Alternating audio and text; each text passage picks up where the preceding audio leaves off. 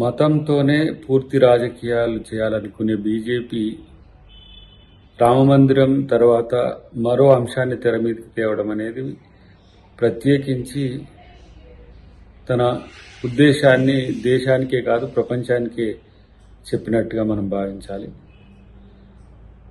జ్ఞానవాపి మజీద్ రేపటి రాజకీయ మతాంశంగా రావాలనే ఆలోచన 2024లో జరగబోయే ఎన్నికల్లో గెలుపొంది మెజారిటీ మైనారిటీ మధ్యన వర్గ వైషమ్యాలు పెంచడమే లక్ష్యంగా భాజపా రాజకీయాలు చేస్తున్నది. నిజంగానే వాళ్ళది నిష్ఠతో కూడిన మతం లేదంటే హైందవ ఔన్నత్యాన్ని చాటాలనే విధంగా ఉంటే ఇలా వర్గ వైషమ్యాలు హిందూ మత లేదంటే హిందూ ముస్లిం పోరాటాలకు తెరలేపేది కాదు అనేది మా అభిప్రాయం. డెఫినెట్గా రేపు ప్రజలు ఆధ్యాత్మికులు అందరూ కూడా వీరి యొక్క రాజకీయాల మీద చైతన్యమై భాజపా మత రాజకీయాలకు స్వస్తి చెప్తారనే నమ్మకం అయితే ఉంది. రామరాజ్య స్థాపనే లక్ష్యమైతే భాజపా మరో మసీదు వివాదాన్ని తెర మీదకి తీసుకురాలి. ప్రత్యేకించి జ్ఞానవాపి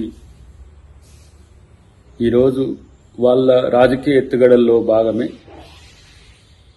హైందవ సాంప్రదాయాల్ని హిందూ మత ఆచారాలన్నింటినీ కూడా కేవలం ఇస్లాం వ్యతిరేక రాజకీయ ఎత్తుగడగా మార్చి ఇటు దేశంలోనూ అటు ప్రపంచంలోనూ హిందువులను హిందూ మతాన్ని అబాసుపాలు చేసే ఒక కుట్ర బీజేపీ ఆర్ఎస్ఎస్ చేస్తున్న పరిస్థితిని గమనించాల్సిన అవసరం ఉంది. హైందవం ఎప్పుడు కూడా శాంతిని పరోపకారాన్ని ఇతర మతాల పట్ల సయోధ్యను మాత్రమే కోరుకున్నది.